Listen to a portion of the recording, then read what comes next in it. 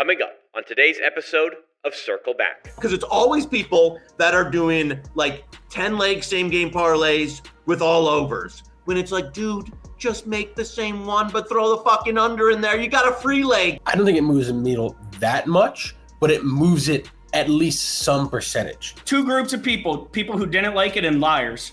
I have to say, I respect a good grift. This to me was so cringeworthy and over the top. We have a big announcement to end off the show. We'll give the floor to you. Disclaimer. The content presented in this show is intended for entertainment purposes only. All opinions expressed are those of the host and do not necessarily reflect the views or opinions of any individuals or organizations mentioned. Statements made about public figures or entities are based on publicly available information and are not intended to harm or defame any person or business. This show relies on fair use of social media posts, which are presented in good faith for the purpose of commentary and criticism. Viewers and listeners are advised to form their own opinions.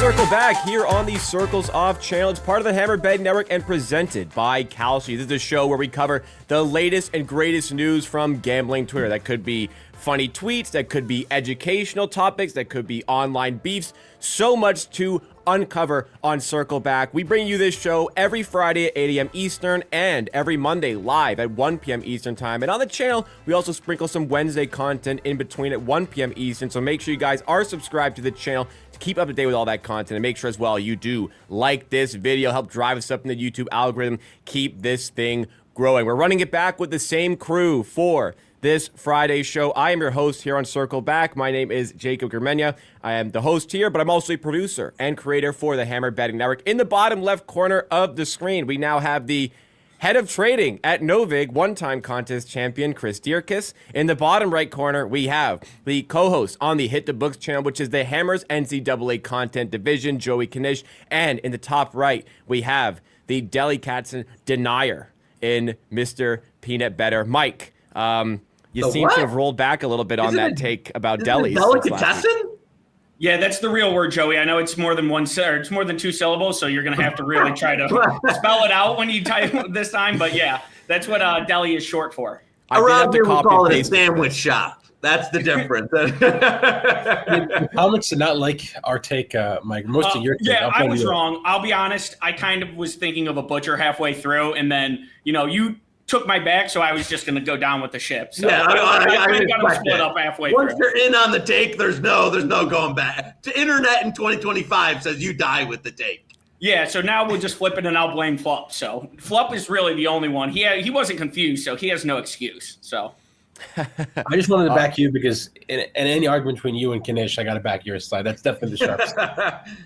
Feels like on this show, anytime you go against Flup, you seem to be on the right side of things. So I was happy to be on that side, happy to be on the right side of history when it comes to delis. But enough on sandwiches. That may come up a little bit later, a little bit once again. But let's get into the sports gambling side of things with gambling Twitter. And whenever a player goes down injured, you are bound to see this sort of comment. People complaining that they want their bets voided. And we had that example recently with Emeka Egbuka of the Tampa Bay Buccaneers, who made an early exit in Tampa Bay's win over the San Francisco 49ers, who Flup was very happy to see for his guy Baker Mayfield. But most of the game, they did it without Egbuka, who I believe he got taken out of the game in the second quarter, and then it was revealed at the half or right after halftime that he was doubtful and not going to be returning in the end for the game. So naturally, people were upset about this. We have Trevor Daigle here, who says $886 is exactly how much I lost today because I live bet on Egbuka at halftime when his odds were still up after he got injured. I'm going to be contacting a lawyer today at FanDuel Sportsbook. Mean Mo says, y'all kept Egbuka live props open while he was hurt. That's bullshit, and y'all know it. Void them live bets at FanDuel Sportsbook. And the first reply says, facts, I didn't bet till after he was hurt, which was the funniest tweet of them all, because in my opinion, if he was hurt and lines were still up, you probably should have bet the under, which anybody could have done. Flup, you disagree? Well, no. So it depends what happened here. I've seen some instances where they take off the main lines and just leave the alts, which the alts only have overs. So if that's the case, then you can only bet over, which is extremely predatory. And I would agree completely with these commenters. Even though they sound childish, like you should know that it's people don't keep up to date with injury news, and especially when it's happening live, they think, oh, the guy's doing pretty good, they're going to bet the over. So it's hard for me to blame. If, however, it was a main line up and you could bet the under, then I have no sympathy for them, because it's at that point, well, what is FanDuel supposed to do? If you had bet the under, they could have gotten themselves screwed there. It could also be a situation where, like, was it he was injured at halftime, but it wasn't confirmed out till after halftime. I don't know how the injury reports worked there, but I think we need to know, were you able to bet under, or was it only all overs? If it's only all overs, FanDuel scummy. All right. I'm glad you brought that up, because I didn't think about that side of it, where it could have been the alt lines up. And as a person who works for the Hammer, I have no journalistic integrity, so I did not confirm this ahead of the show. But let's go to you, Knish, on this topic. How do you react when you see tweets like this? I mean, number one, I reacted. I went, I saw the Trevor guy's original tweet and just took a quick look at his timeline. My man, call the hotline, like call the number. It was a dark place. Like it was making me uncomfortable. There were some tweets there, and then it just kept going. So I gotta say, if you're this mad about it, like you gotta take a step back. The second thing was, everyone looks at, like, everyone, by say, like, every rec better looks at it from this, like, we want to hand it, and as like, I mean, I'm assuming the unders were up. I can't see them, just leaving the alt overs up. I mean, what is this, no vig? I mean, I would say. Well, that is not what happens, and I have seen FanDuel do it. I will not accept this slander. I would say that I agree with you, though. Like, honestly, seriously, like, if the alt overs were still up, they knew it was out. But in this instance, nobody looks at it from the other side of, like, when people, because it's always people that are doing, like, 10-leg same-game parlays with all overs. When it's like, dude, just make the same one, but throw the fucking under in there. You got a free leg. You literally have a free leg if you know it, you hit under. The books did a disservice to society when they started these injury refunds a long time ago. People who are in the know that listen to this show or on the show knew it was a bad idea, and it's become maybe the worst idea ever, because this has now infiltrated gambling society. Go ahead, Mike. I thought I had a really clever take but it was basically just Flup's entire point before. I was thinking that when I saw the topic, I was like, oh, I think this no two-way markets, like I have a read on it. But he's exactly right. Yeah, if you only have a one-way market, it is pretty scummy.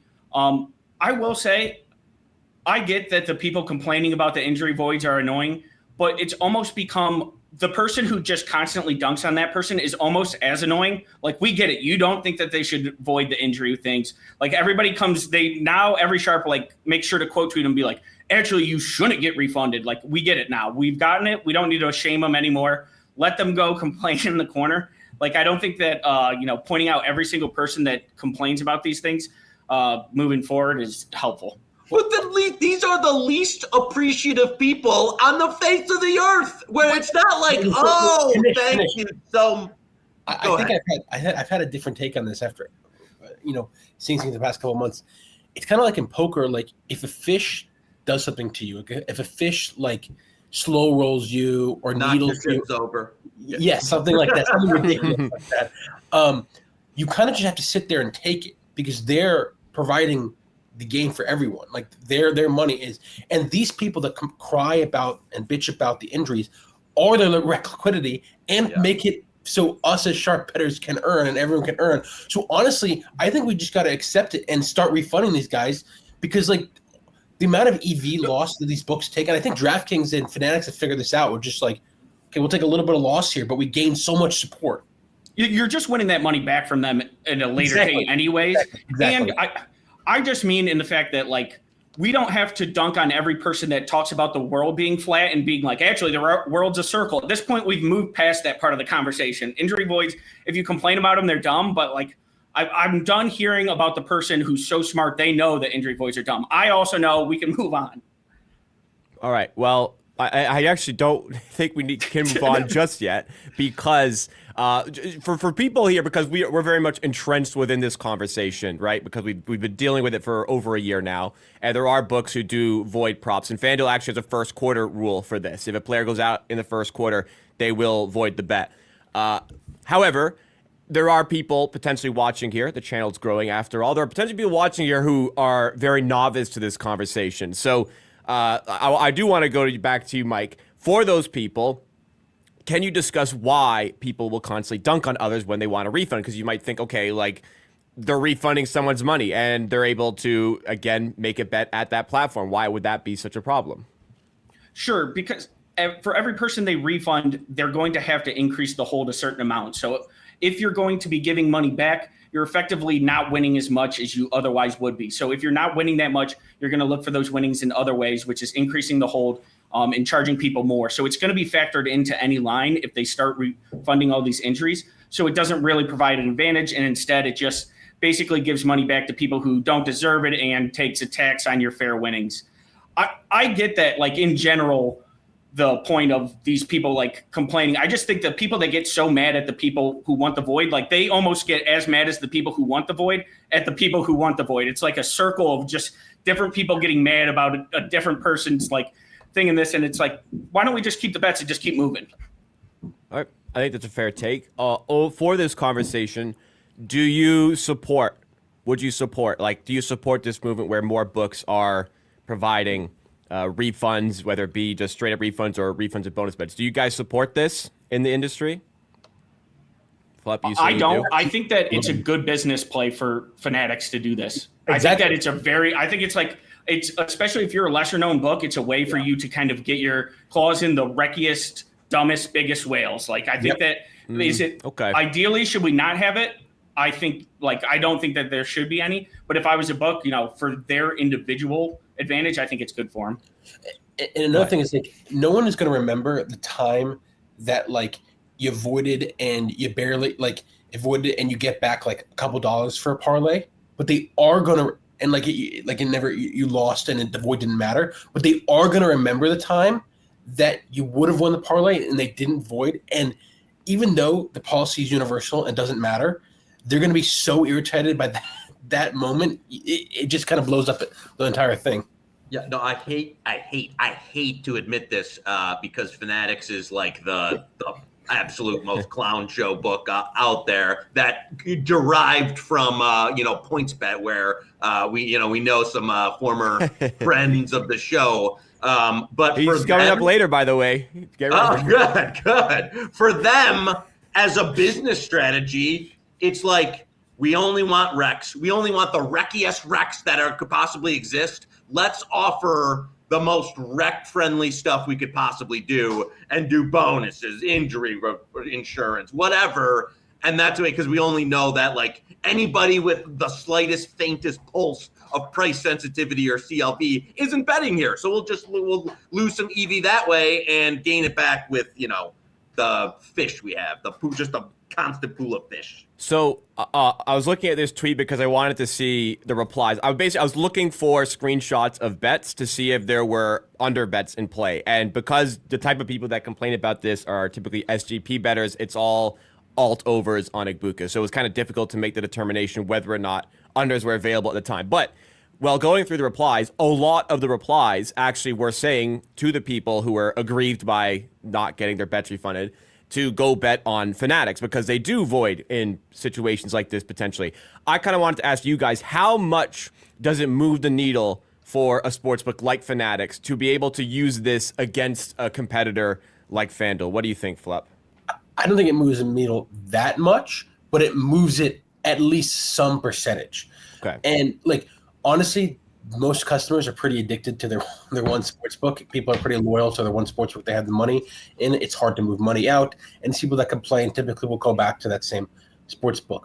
But even if it impacts 1%, 2% of people that are like so irritated that they deposit in the Fanatics, it is just worthwhile because those people that moved money for that, just you're going to hold like 40% versus them and just print off of their deposit. So it makes complete sense that Fanatics do this, but I don't think it impacts like hordes of people. And I wouldn't say that FanDuel is making a mistake by not doing it.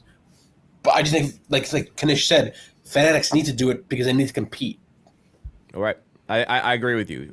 Anything to add from Mike or Knish? No, this one. All right. We can move into our next topic then. Before we do, as a reminder, to support the show, please make sure you've hit that like button, help drive us up in the YouTube algorithm. Also, make sure that you are subscribed to the channel for all this great content we're bringing you on the Circles Off channel. This is the Hammer's educational, entertainment, lifestyle content division. Now, Knish talked about clown show books in the previous segment. Well, let's move to maybe another one because our man, Chris Dierkes, is now the head of trading at Novig. I'm just kidding. But you've moved to the head of trading at Novig. El Mastro Louis of Novig, one of the traders there, said, trading rooms are all about people and process. Good luck competing with ours. And it's a screenshot of you and having changed your Twitter bio to head of trading at Novig. Jeff Benson of Circa gave us a hashtag circle back, but I really like this reply here from Joe Leonard at Joseph Leonard 25. Another trader at Novig, by the way. Another trader at Novig who posted a video clip of you on a podcast, and I will read off exactly what you said here. Don't take it that condescending, but I would argue that anyone working for any exchange or sportsbook, by definition, must be a bad trader because you can make more betting on your own. So pretty ironic. First of all, congratulations on your new position. I know I'm dunking on you a bit, but congratulations. Second of all, do you still believe what you said there? Because now you are involved in a trading team. Yes, I actually still believe it. For most people, I think that the king. There was also I might have mentioned this in this podcast, or at least I said it to Joe privately, that there's some exceptions. Like Henry's a good exception. Henry obviously has a nice piece of Novig because he started building the trading room up. And if Novig were to sell or go public for a large amount, he would have made far more than anyone else. Whereas if working for like a FanDuel or a DraftKings, it's going to be hard to really get that earn. Additionally, can you bet on your own? And one of the other traders was like, I had beef with what I said because I could bet on my own still, and that's a fair point as well. But I still believe in general it is. And I would be lying if I said I am not hurting my median earn over the next 4 years because I have to spend a lot more time working as Novig and not betting. I'll still be betting, so my operation will still run, but I just won't be as big part of it anymore. And the hope is, the only reason I do this is I truly believe that Novig is going to explode with the prediction market space, potentially 5, 10, 20x. And if that happens, it'll be worthwhile. But if it doesn't, I made a bad decision. Maybe you're afraid of the 2026 gambling laws, the 90% that's coming I would be lying if that also did a small well. Interesting. So I wanted to make this a broader topic on prediction markets, including show sponsor Kalshi, because you could say the same thing about some of the traders for them as well. And I wanted to ask Knish and Mike, but I'll start with Knish. Do you feel like this is the case for a prediction market, potentially like Kalshi, where if someone is part of the trading team there, it's because they could not earn as much betting and therefore are not as high quality of a trader as you may presume? I might have not felt that way before this, but I sure as hell do now. But as Fluff articulated, though, he's taking. I'll give you an example, like a personal example here. Before I did the Hammer stuff, I had a bunch of different companies that you would probably reach out about content, and I could have taken contractor smart time content roles at places, but there would never have been any, like I said, it would have been like taking a job at a trading room at FanDuel now. There was no equity, there was no nothing. Part of the allure of joining the Hammer was that startup, people I like working with, people I know, we'll see if this can take off. And then, it sells at some point, and then, you cash out and you make significantly more than you would have just doing a standard content job. So I think anything not just Fluff, but any job, whether it be Kalshi, whether it be profit, if you're taking a risk in the prediction market space, taking a job there, I think it's like taking like same thing as like why you would take a startup in San Francisco and like, oh, I'm going to go work for this, AI company who might have, 10 employees. I could go work at Apple and make more money now, but no, I'm going to take it here and hope that this takes off. And if you just see the growth, the year over year growth of prediction markets from last year to this year, I don't think it's a bad deal in terms of taking a shot. So I hope it works out. I hope it works out for Flup. Hope it works out for a lot of the others in the industry.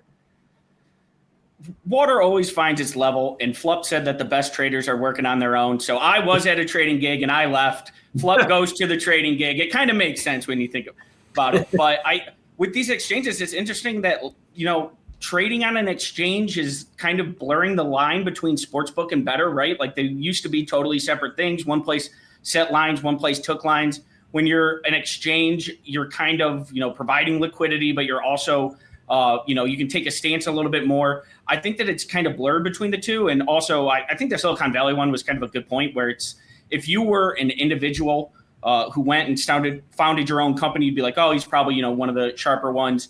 If you're working at a large company in a low-level role, it's like, oh, he probably is just more doing this job regularly. If you go and join and you're the third or fourth member of a startup, it's a little bit different. It's kind of in between those two. So I think it's kind of one of those situations where, especially with exchanges, so much of it is so new that it's kind of in the balance of a lot of different things. So it's kind of interesting to see where it takes off from there.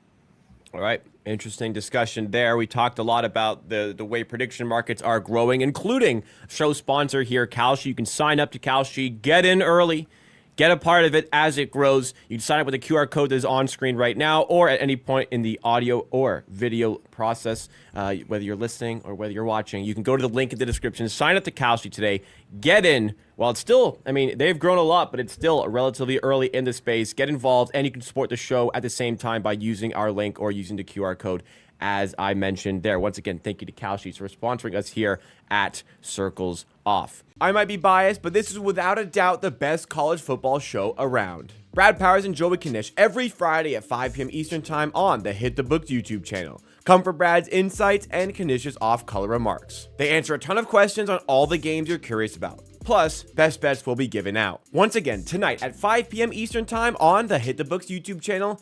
Head to the link in the description to make it even easier to go check it out. Next topic comes from two people in the sports betting space, two people who have featured on this channel very recently. We've done the Life of a Capper series, and two of the people that we have had on include Corby Craig and Captain Jack. It's professional sports bettors talking about their things that they have done in the space, their experiences in the space, giving lessons. It's a great series that you can catch right here on the channel. But as for this conversation, they talked about, for Captain Jack, he says, there's a rush of new tools out there for bettors which use liquidity information from sites like Novig and PlayProfitX or Kalshi to steer you towards the sharp betting side. But he says these tools will lose you money. They will cost you money too, but they will lose. Here's why. Corby also said the sharp money wave is bad for plus EV bettors. And they kind of went on very long threads each. But essentially, the gist I got from this is the big thing that they wanted to discuss was how sharp bettors can kind of manipulate these exchanges into getting line movement in a direction that they want. So maybe that's not the best way to summarize. Perhaps somebody a little bit more qualified can talk about this one out the gates. But Philip, maybe you can kind of go over a little bit more what they're trying to say here. Yeah, so these exchanges kind of caught people off guard with how fast they've grown. And I started using Novig, a year ago, betting on it, and it'd be some easy things to do where you would just basically post an arbitrage to the market for a lot of money. People come in and they think, wow, this new sportsbook Novig is offering these terrible lines. If FanDuel and DraftKings and Pinnacle all for these player props have this price and you can take an arbitrage to it, you might as well take the Novig price. But what they quickly realized over a course of several months is that someone knew something on the other side. There's the reason why they can't get the liquidity down on those other books, so they're using the exchange too. And that flow was very sharp, and they proceeded to lose. But at this point, it's now gone so full circle, it's gone the other way, where you might have guys that are like, well, I know if I post an order on an exchange for a lot of money, then someone else is going to fill it at the other books, say like a Pinnacle, a Chris, or so even DraftKings, FanDuel, et cetera, move those lines, then they can go over and manipulate the market and hit the other side. So those posted orders were not actually sharp. They're pretending to be sharp. And it's really hard to discern if it's a fake order or a real order. And while I think Jack and Corby are mostly correct, I disagree with like Jack saying like you're going to lose money. Honestly, it's going to be hard to just like fake the market a lot off of these changes, because like if you post an order, you run the risk of someone taking it. So you want to be generally posting better orders. But at the same time, you have to have a balanced approach. And in game theory world, if you are a sharp originator, you do want to be posting some fakes and some real orders, so that way no one can get a read off of your order flow, or post smaller size, and that would also be another way to do it. So it's going to be really hard, and I don't think that these tools are bad. I think they're just an extra resource you should use in your analysis as a top-down bettor. All right, interesting take there from Flup. Mike, do you have anything to add to this conversation? What did you make of these threads? I thought they were pretty interesting. The whole kind of faking on exchange sites isn't something that I've really done. I have wondered, these sites get such huge liquidity at different points, and they're based off of lines that are lower liquidity. And that's one thing when you're a sportsbook that's able to limit the guys who are winning. But it will be interesting to see how they react to kind of what they're able to do when the market matures a little bit and they're able to kind of, people get set up and are able to manipulate these lines one way, take the exchange back the other. I think that it's a situation where the more that something kind of exists, the longer something exists, the easier it is to poke holes in it. And slowly people will start to find, different areas that work. Those arbors will find a way to arb out anything at any point. So it's just always a game of cat and mouse, right? Something will happen, someone else will react, and then this will be the new trend. So it's interesting to see, as the hold approaches zero, theoretically you should have where there aren't all these arbitrage opportunities, and it's more just, what side do you like? But we're a long way away from that still right now, I think. Knish, you have a lot of experience moving sharp action. I'm sure part of that gig is holding the line where it is, and that's part of kind of what you do. So what's your take on this conversation where you see people manipulating line movement to help their betting? Yeah, it's interesting because I haven't, PB, I haven't really dabbled in the market. I mean, there's been a lot of small markets over the years that had some great experience faking lines in. But this is kind of a new frontier that I guess, one, I haven't delved into yet, and two, probably it's going to take a little bit smarter man than me to fully pull off in terms of the scale and the automation you need. One thing I would ask, and I wanted to ask your guys' opinion on this: when do we think the point hits where, right now, you kind of have your leading indicator books that are on screen? Do you think there's what I'll call a flippening where at some point your leading indicator books could be in the prediction market space, where if a Kalshi or a Novig moves to 6, then you see the rest of the market react to 6? Because right now you would see, a Circa, a Chris, whoever's got the high Pinnacle, depending on the sport, whoever's got the highest limit in that, move, from 4.5 to 6, and everyone follow. Do you think there's a space at some point in the future in the PM industry where they move to 6 and everyone else follows? Absolutely. I absolutely think that's possible. It's going to take, I think, well over a year, potentially years, for that flow to happen, because a lot of these guys that are moving groups are so entrenched in their ways. They've been getting down 6 figures on originated plays that they have through dark pools and PPH accounts and finally hitting the Chris's and the pennies of the world last. So they're still able to get significant size down. But eventually, like you said, if you can I will give some credit here to Kalshi.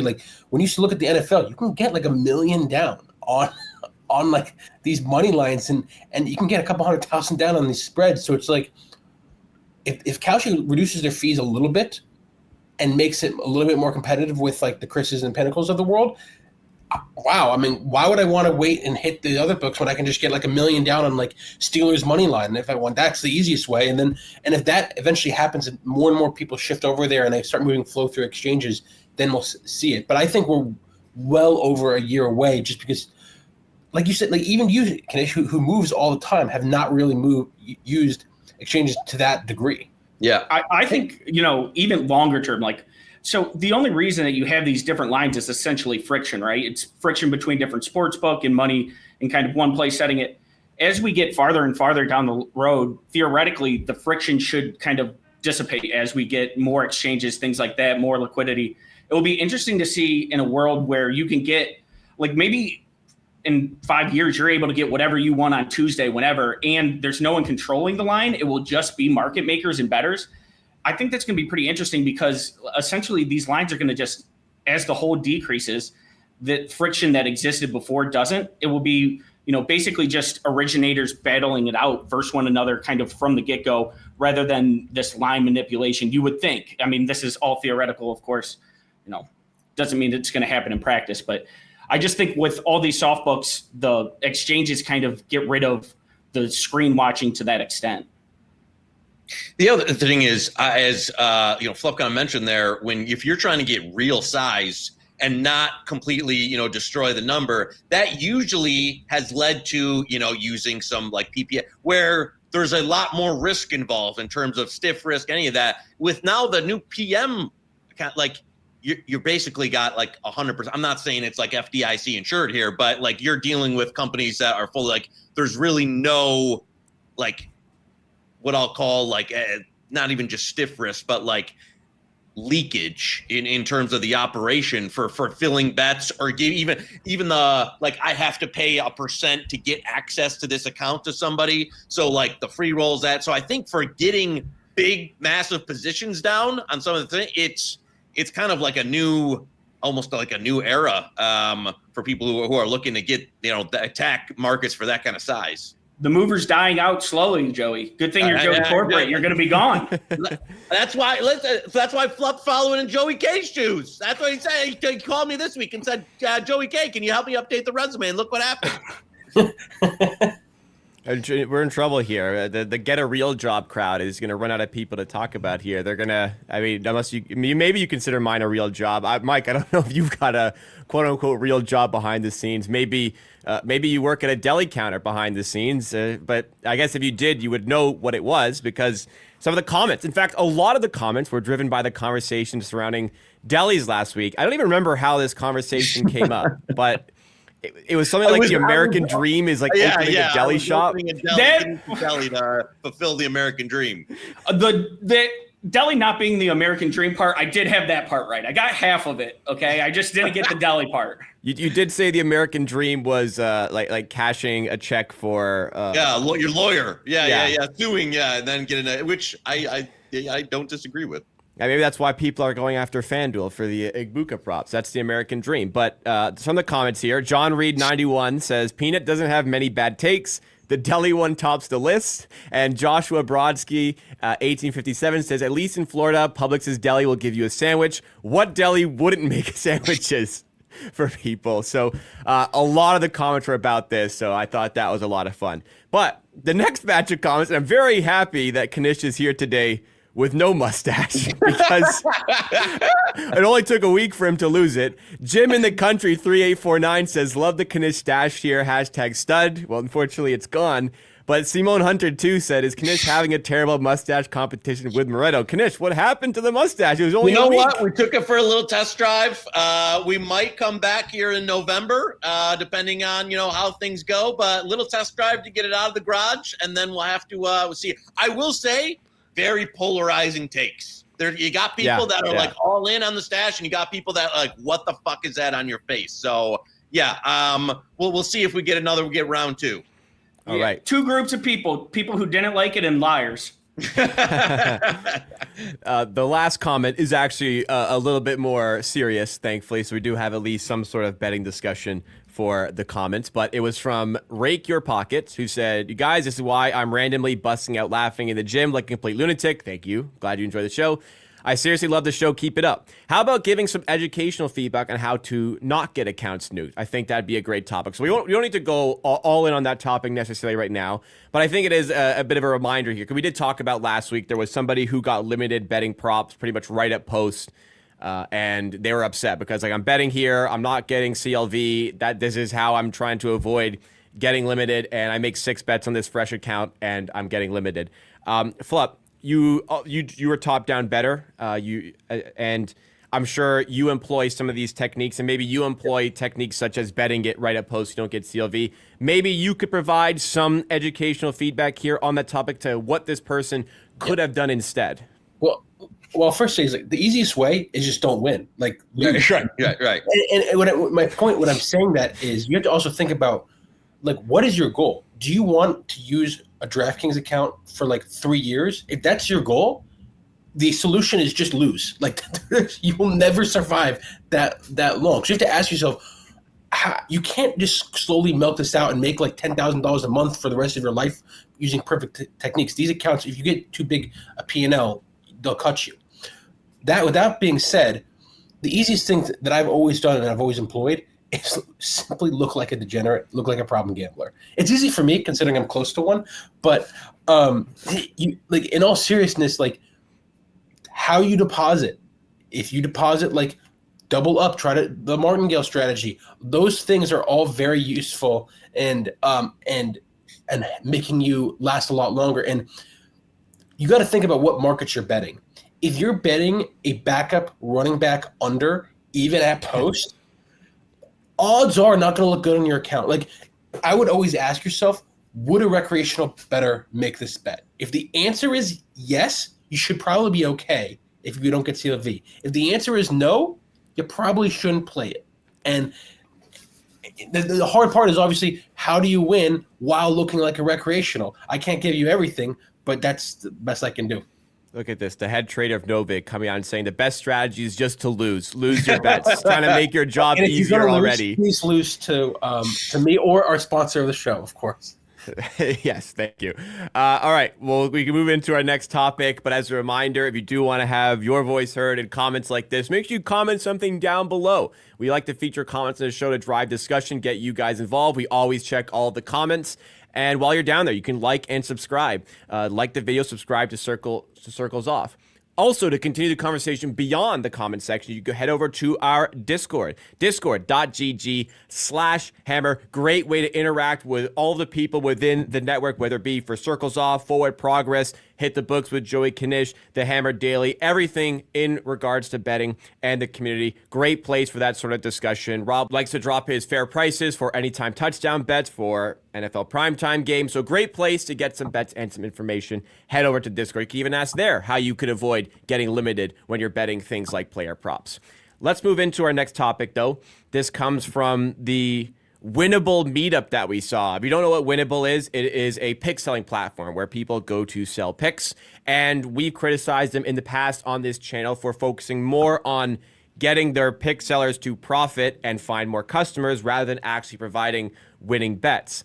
And one person who went to this meetup as a Winible pick seller is Tyson at Secured Picks, who says, "Here's how I made $150,000 in Miami under 48 hours as a sports betting millionaire." $10,000 giveaway at the end. And it was a short video talking about meeting all these people at Winible, showcasing winning bets, dumping a lot of money out into the back of a Maybach, a really nice car, a really nice Airbnb, just showing off the lifestyle that supposedly Winible has gotten him there.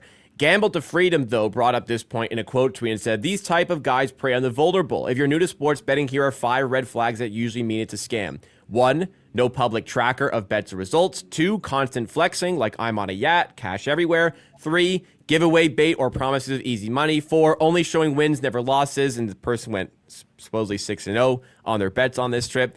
5, selling pick courses instead of providing profitability. Betting is about math, not magic tricks. Knish, as somebody who is a veteran of this space, you've seen these sorts of quote-unquote magic tricks in the past.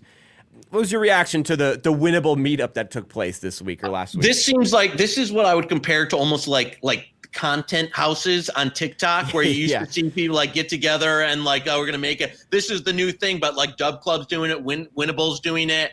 I have to say, I respect a good grift. Like, you know what I'm saying? Like, if you're going to, this to me was so like cringeworthy and over the top, where if you're going to do this and get people like, I don't know if that's the shtick they were going for, was like way over the top, like annoying, like almost like who could believe this is even real? I actually don't think that's what they were going for, which is why I think it's so bad. But there's ways to do this that I think can actually draw people in, where you're showing a little bit of the flash money, but making it look, I don't know. And maybe they're probably targeting a younger demographic. So maybe you'll have some like, you know, Gen Zs that are like, oh God, this is going to work. But I thought this was a rough one to sit through. I did see the video and it was like, you know, like, ugh. I don't know how this works, but again, I mean, they've obviously done, those companies are doing well, just getting the new era of tout on. So maybe it works, but I thought this was just a brutal look. Anything to add from you, Mike? These are so bad that it's almost like if you fall for this, it's like you kind of were going to lose your money either way. It was either this or there was some Nigerian prince emailing you that you were going to fork over money to right away. If you fall for the like falling for trends or some of the, you know, say you were a former actuary who was selling a pick service and it was really hard to get down on some lines and then all of a sudden you're down 100 units because you're increasing your volume. I could see falling for that. It makes some sense. If you're falling for this video and you're like, yep, that guy looks like he knows what he's doing, he can probably just pick winners, then good riddance to your money. I have to admit here, Tyson Secured is one of my favorite guys. I love watching his YouTube just because it's so obvious to me that like he's just a grifter and a scammer that like I'm not worried that people are falling for it. And if they are, I just don't feel bad for you anymore. And I think it's great entertainment. I was watching, he had a Dub Club video where it's like he's interviewing the Dub Club CEO and it's like, oh, how he built his own company, which is a pick selling company. I love this stuff. It always gets a laugh out of me. And I just feel okay about it because just like, who is falling for this? As Knish and Mike said, who could possibly fall for this? I don't feel bad for you if you do fall for it. So why don't I get some entertainment out of it? It's very entertaining to me. In the video, they all stood up and cheered for something. It didn't look like anyone I've ever seen at a sporting event like get an exciting win. They all stood up and clapped like they were at a rate, like you were at a game. Like there was no fist pumping. It was just clapping. Like that's not how people watch games. It was so obvious they didn't even know how to watch the sport right. Yeah, and I wondered on that video as well. It felt like, you know, a sitcom, like people pretending to watch a sports event. And I'm wondering if they're actually on this stuff that they claim to be on for it. They claim to have all been on the Seahawks. I really question if that was the case. Yes. Maybe they were on both sides. You're right. It was a content house. They were looking for content. They were fishing for content. That's a way they could have done it. I still don't quite buy into, like, you're just a lost soul. You can't be saved. You're actually going to fall for this.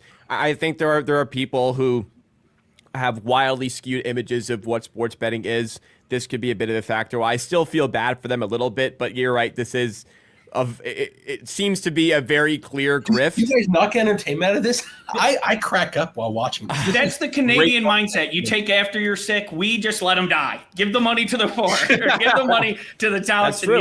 Survival of the fittest, baby. You tell us in the comments which way is better. Let's start a discussion on that one. I don't get entertainment out of stuff like this. I watch this stuff and I'm like, how much longer do I have to watch this? I'm watching it just for the sake of this show, but I'd rather not have to sit through even a minute 25 of this. To be clear, like some of the stuff that like Rob has gone over, like I think he just did over a couple of weeks ago, analyzing some guys that was selling a tout package. That guy, I think Rob is good to go after, and it's good to like criticize them because they, I think, could actually fool some people. This one is so far gone that I think it's just like, you have to like get entertainment out of it. This is just so ridiculous that you're saying like it's more entertainment at this point. Yes. Still bad, but yeah, you know, yeah, like Peter Popoff said. What's that? Peter Popoff, the minister that go down a YouTube rabbit hole. There's a guy that you can buy some holy water for him for $10. I bought one as a gag did for a buddy one time. That kind of thing. It's so ridiculous. It's hilarious. All right, fair enough.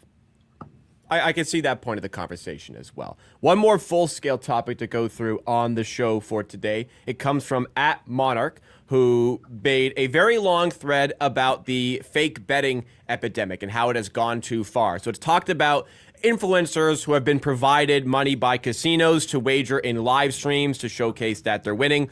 You could argue that sometimes these casinos will set these streams up and will give these people a very large win on like a slot machine or something, an online slot machine or something like that, just to showcase to the viewers how much money you could be making if you're actually betting here. But a lot of time, that's not real money. It's not, the person's not actually betting that. Usually when I think about this conversation, I think about Drake, who did a lot of these sorts of streams previously with an online casino company, and he's betting like millions of dollars on marquee sporting events and things of that nature. I'm sure he can afford it, but I'm not really sure he's actually betting $1 million on the Super Bowl. Anyways, on this conversation, do we feel like, Knish, this has gone too far? Is this a bigger problem than it's kind of being made out to be? You know, it's funny. I don't think this really had caught a lot of like the gambling Twitter sphere for a while, but this has kind of been going on and like a thing that's pretty massive on YouTube of like the slot people that'll like. It has to have been like 7 years, 8 years. Yeah, it's been going on. yeah. Where like you've seen even people like Aiden Ross and stuff accused of like getting a big marker and then just like going there and even, I mean, you think like the Barstool partnership with DraftKings, like a lot of their employees are getting like these massive free bets and stuff. So I do think there's an element of like, I don't want to call it like fake betting just to get people like into it. And at the same time, I don't know. Is this? I'm going to take like a little bit of like if you're a partner with this person because of their content, and then you want to see them like making content gambling, isn't that kind of the whole deal? Like, well, I mean, you're either going to pay them money or give them a marker to like play for free, like, or otherwise the person's not going to do it. So I don't know if this is this like negative epidemic that I'm just going to be like, oh my God, how could these companies do this? I think this is kind of just how it is. I think there has to be some sort of disclaimer. Legally, there should be some sort of disclaimer. When you are getting provided funds to make these wagers, you would not make these wagers yourself. I feel like there should be some sort of disclaimer that exists there. Just the same company that I talked about with Drake, who I'm not going to name because like it's blacklisted by YouTube, I think. But this company is now sponsoring a lot of like soccer Twitter accounts that I follow, who every day I see are posting bet slips on just various different soccer related markets. I am highly confident they're not actually betting these things. I can't say for certain, but there's not even a disclosure that this is paid content, not even a disclosure that this is an ad when it very clearly is, and that's against Twitter terms of service. But anything you want to add on this one, Flip? I mean, to be fair, like the Monarch guy also kind of targeted a lot of the younger. I mean, I think he made his money from like the CS:GO like crowd and targeting like the 18-year-old community. So I don't really feel bad for him and like complaining. It sounds like he's being very predatory with how he's advertising to and who he's targeting. So it is unfortunately like a throwback to the old great podcast, The Business We Have Chosen. This is the business that we have chosen, and there's a lot of predatory people in it, and this is what it usually takes to win. So you can't like complain about it, in my opinion. If you enter this business, you have to just deal with it. I don't know if just because you enter the business, you can't complain about it. I think that you can certainly point out when things are doing scummy, but at the same time, I don't know how you would ever regulate this out. If I want Flup to make 12 NFL picks and I'm paying him $100,000 for his, I can just, increase his pay by 12,000 and say, hey, also make $1,000 picks. And, you can put it in this contract that way. It's going to be something that's hard to legislate out. But it is, I certainly think it's scummy. I don't know what you do about it though. I just think, I don't know how you do it, but there should be a disclaimer. Some sort of disclaimer that says, I'm not wagering my own money. This has been provided. How do you prove that? I guess, like you said, they're just going to top up your contract and say, do whatever you want with it. Yeah. But the idea is they use it for that. Yeah. I guess there are ways around it, but at least it is a sad reality. Sponsored by. This segment is sponsored by. You could, at least that's partially does it. But you're right. It should be its own thing. I just don't know how you do it. Yeah. Yeah, you're right. Tough to say on this one, but I do agree that it's been a problem for a long time. This has been a problem for a very long time, as Knish said. Last thing we do on the show, we actually have a bit of a bonus at the end. Stick around after the show for a announcement that we are going to be dropping after we do the chopping block.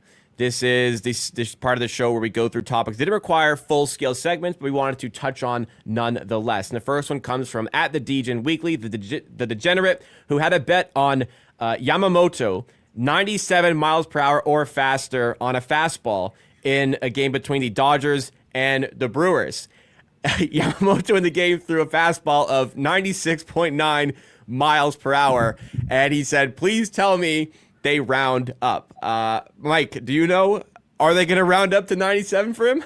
I don't think when they put 97.0, that was their intention was to take 96.5 secretly when they did that. But I didn't know that you could make this bet. It looks like a true, really is living into the name there on his Twitter name. I just was laughing at the fact that he actually bet that. A lot of the replies were screenshots of the actual MLB broadcast, which showed the fastball rounded up at 97 miles per hour, say this is bullshit. It should have cashed because the Degenerate is a recreational sports bettor, does recreational sports betting content, acknowledges that, and therefore has a recreational base of followers. But really funny to put it up like that. Flup, what do you want to say on this? I cannot believe I had the same thoughts on Mike. Did he actually bet that? I always loved his account. I follow it. But yeah, man, he really, really is a degenerate. Like, well, you could in theory like find an edge on this, could you not? Like if oh, I'm sure you can.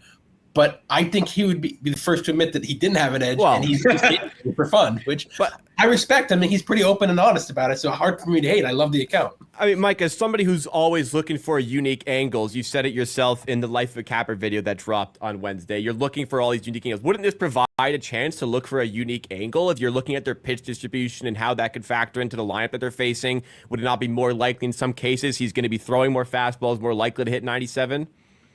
This is exactly the type of I don't like baseball, but this is like the perfect kind of garbage market that I would love to dive into, and that I love Degenerate as betting so that he can hide my nerdy action with his degenerate action. So I actually am a big fan of this. I hope that more people start betting these stupid markets. Knish, you've been on this channel talk about betting on Miss Universe, so I guess you're into these unique markets as well. But you ever seen anything like this? Would you dabble with something like this? No, I was gonna say I didn't know. Do you know where he actually? Does it say where he? I see it's in his picket where he actually bet this at. Yeah, it tracked on picket. I actually don't know where he bet it at though. Oh, okay, that's just food for thought there. Just was there trying to fair, but no, I had like with PB, I hadn't seen the market. But I totally agree with them that these, especially if you're not worried about getting massive size, this is like the kind of great thing like off the road to attack. It available at a kiosk anywhere? That's where you gotta find out. Yeah, I'm always shocked by I always think these niche markets, like how many people could really bet it, and then I see there's actually a lot of people that like it. It's shocking to me. Well, especially if a big content creator like the Degenerate posts it, that's a lot of liquidity into the market to maybe take advantage of. So maybe look out for some of those screenshots in the future. At JFerry23 is the next one we brought up. Says live betting is just better because you don't have to wait around all day to lose your money. It takes us a couple of minutes and it's gone. Do we also feel this way about live betting, Flup? You like this strategy more? This is just so funny because I was just talking to another trader yesterday, and they were at, what's a split between pregame and live? And I say, well, I think live is becoming more because people are degenerates and they want to get the action immediately. So I said that exact thing, and I'm like, yeah, he's pretty spot on. I think live betting has been big because who wants to make a bet on Monday for a Sunday game and wait 6 days to find out the result? That is me. No, obviously, if you're sharp and you want to do that and get to beat the number, but no, people, they bet for the thrill and the rush. They want it immediately, and that's why they have these quarter bets and halftime bets. You can bet a first quarter, then a second quarter, then a third quarter, et cetera, et cetera. You can bet first play of the game. You can bet first pitch of the game, first basket. You can. I'm sure somewhere you can find who's going to win the jump ball. The quicker the better. Some sportsbooks even have quick market sections if you go to like an NBA game, there will be a quick market section. So the markets that settle the quickest to start the game. It's they really are pushing it this way. I think it's look at the Kalshi like NFL volume. They'll do like an average between like 3 and 7 million pre-game on NFL, and then it'll end with like quadruple that, meaning they did like 3 times more live because people just love live betting, and I think it makes sense. Mike, do you dabble with live betting more or less than pre-game betting? Less, but I do some live betting. The other day I bet on something coming out of commercial break, next play, just 70-yard touchdown right against me. There's nothing more demoralizing than have a bet turn against you just like that. I one time in a group chat was messaged by a buddy. He's like, "Hey, do you want no vig for this game today?" And I was like, "No, but I'll bet you on Saturday." He goes, "Saturday's games might as well be a future for me, buddy. I'm not worrying that far in advance." So I think that a lot of people like to bet on game day. That's how it always works with my friends. I'm sitting there with them watching primetime NFL, and right before the game, like I got to get my bets in, and I keep saying, "Please, just do this just a few days ago, and you'll be better off." And they don't want to. Or just do like you're way better off just waiting to bet live on Sundays than betting right before the game on pregame. Yeah. Honestly, yeah. I should start telling them that instead. They are better off than betting into the most efficient market in existence in all likelihood. You're right. Knish, on your side of betting, you dabble with the live markets? I used to do more. I will say it's just really labor intensive now. And when you're corporate guys like Flup and I, it takes a lot of time. And usually, especially on like the game, like Saturdays, I'm spending so much time trying to just get like pregame positions down and props and other stuff that, by the time, even maybe by the evening hits, do I want to then, get on the fucking, set up and have my screen going and actually live trade? No, I'm already fucking fried. So I get it if that's your thing, like massive bet, but to do it's just, man, it takes a lot. So I got respect for people that do it like that's their thing, but it is very labor intensive. And the second last piece of the chopping block comes from Dallas Wilson fan club president. And this is what, at China Maniac, who sometimes is the fourth panelist on the show, this is what China Maniac would call not a bad beat. And it's a showcase of East Texas A&M plus 7.5 is the worst beat of all time. It's I would call it a classic example where it's kickoff with a few seconds to go, and the team receiving the kick is down by 4 points in this example, but down by they need a touchdown. So they try to lateral the ball off the kickoff. They end up turning it over, and the opposition team scoops it up and runs it in for a touchdown for the cover on the spread. Now, I unfortunately would have to agree with China in this one and say this is not a bad beat, because I think you have to kind of expect in this scenario they're going to try and lateral the ball here. That's the only logical play here.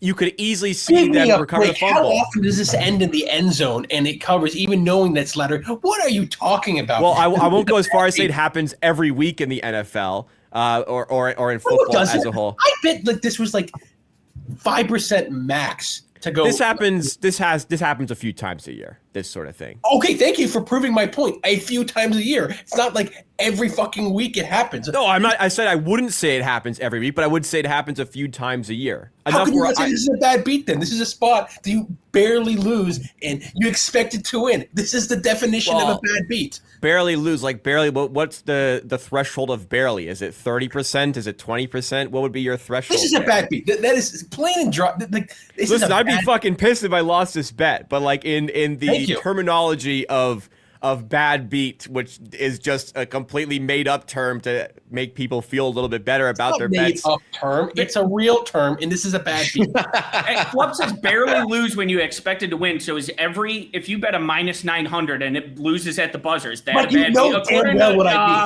mean. Those were your That's what I mean. words. What's the threshold? What's the threshold of barely ever loses? I've won a bet before. I can't remember who it was, but I won on the like pitchy woo woo at the end, falling in the end zone. Guy scored a touchdown. It was just, I've only won that way. I've never lost. And, I have to say that that's simmed out in the model. I put in what are the probability that they end the game with a giant pitch lateral that ends in the touchdown. If you don't have that in your model, just get a better model. Well, I'm not saying it's enough to model it out, but I am saying when this kickoff is on its way. This has to be in your head. This is something that could happen here. Look, it's very simple. If you make the bet, when he made the bet at plus 7.5, it was basically 50-50. He got it to probably 95% plus equity.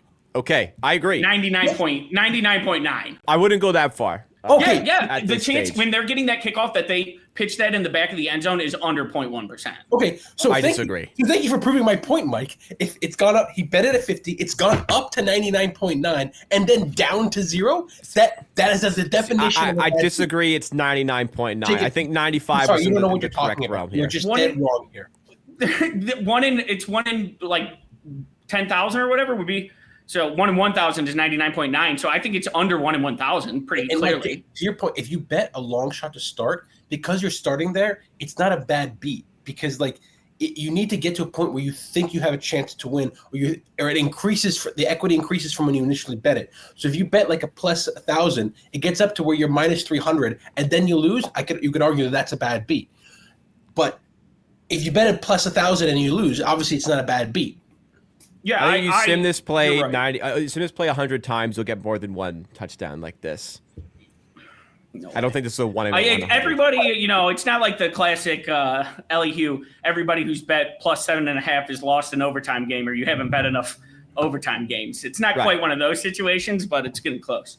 Knish, This is one of your worst takes. That this is not a bad beat. This is Knish, absolutely a bad beat.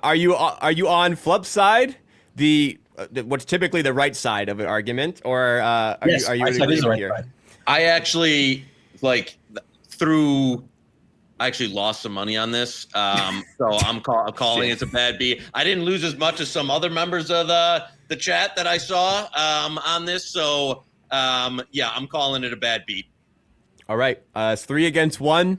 Maybe some defenders in the comments, maybe more people piling on. You let us know. Comment something down below whether you would consider this a bad beat. China, I'm calling out to you. I'm putting out the China beacon into the sky. I need your help on this one. Please give us your take on this one. Final part of the chopping block is from originally at Better, BEE Better, who says WNBA parentheses, sorry for Americans, parentheses, war is over. How much money did I lose? 2025 has been a year of variance. I think variance is one of the biggest hurdles of being a winning sports bettor.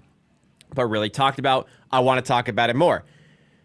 Friend of the show, and I think one of the biggest fans, catches every single episode. So big shout outs to the shipper at Ship to Justice, who says, I don't understand this at all from top-down bettors. You're just clicking the buttons. Your edge is more or less qualified in most markets. Why would your belief in that edge ever waver? Flup, as a top-down bettor yourself, how would you respond to what the ship is saying here? Look, it depends what kind of markets you're top-downing. If you're top-downing pre-game NFL, yes, I agree with Shipper here, because like if you get CLV, you know you're winning long term. No one is faking the NFL main lines markets. CLV, you win. End of discussion. But most markets, that's not always the case. If you're top downing props, for example, you can win without getting CLV and props. It's a low enough liquidity market.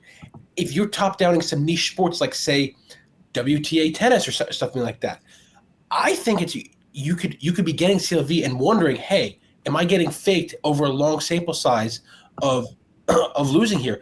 Same with live. I'm a top-down live bettor. I question all the time when I have big downswings. Is my edge still here? Sometimes I say, wow, my edge maybe isn't here, and I get a real job. Other times I stick with it. But I think Shipper is way off base here. That I agree in a very small thing, but like most examples, I think people do deserve to question when variance hits, because how can you ever be so certain? And it's definitely that for top down bettors, and it's even worse for originators that don't get CLV and win. Knish, anything to say to your friend, the shipper? I gotta tell you, I like seeing Ship finally take, an L's. He's usually pretty careful about so to have him, on the show taking an L, very, very enjoyable. He also, there was some other tweet that I meant to get in here that someone tagged him in that we'll have on the show next week as a teaser. But I agree with Flup here. When you're not the one, and I'll just simplify it to this: when you're not the one quantifying the edge, then you're always going to be questioning, even if you are, but you're always going to be questioning whether that edge still exists when you go through a downswing, because the person that or the book or the person or that you're top downing, there's a lot of different things that could, I know that I saw PB's face there on top downing. Maybe that could go to a dark place here if, maybe we should clip that. But they might have lost their edge, or that book might have no longer be getting faked. So there's a lot of different elements that when you're the top downer, you're not going to really have access to. You're just kind of you're kind of going in blind with the assumption that this is going to be good, and not always the knowledge that it should be or what's happening in the market. Go ahead, Mike. Finish off this part of the show. We got to have a different phrase than top downer. I don't think that that's what we need to have moving forward on this one. But it just depends how obvious of a market you're top down betting. And I think the greatest trick that steam chasers have ever pulled is convincing the world they're top down bettors. Like, you chasing the screen and watching penny move and then clicking on PointsBet is not the same as Spanky coming up with vast market manipulation and doing all these things. So if you're doing something basic where you're just picking off stale lines, of course, I don't know what B-Betters does. That one, I totally agree with Shipper. If you're actually doing some difficult version of top-down betting, then obviously it's much different.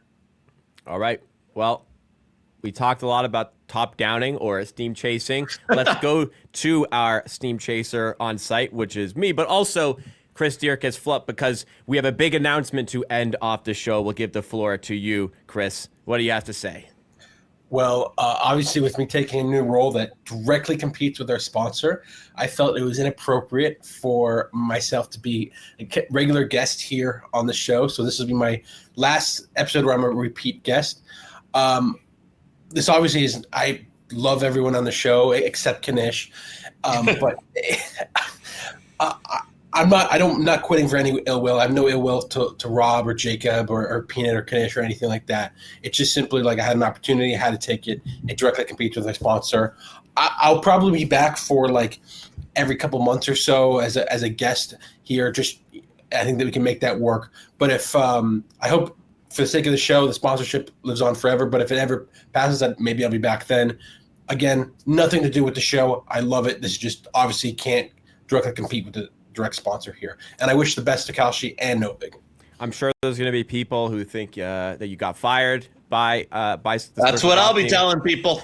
I knew damn well Knish was going to say that. I will say that that is not the case, as somebody who is involved behind the scenes with the Hammer. But as I said earlier, congratulations on the new role, and thank you for behaving yourself on the show today. I think you were on your best behavior, even though you have taken this new role here. But again, we wish you all the best. We hope to see you back on the channel very, very soon. But that will do it. That means new looks coming potentially to this show. Circle back in the future for the Friday show that goes up every Friday at 8 a.m. Eastern Time. We also do a live show Mondays at 1 p.m. Eastern Time. We sprinkle in the bonus content like the Life of a Capper series, which came out on Wednesday in our third edition of that series, Wednesdays at 1 p.m. So 3 great pieces of content a week. Make sure you subscribe to the channel. Help us on the road to 30,000 subs. Smash that like button if you enjoyed this one. Comment something down below.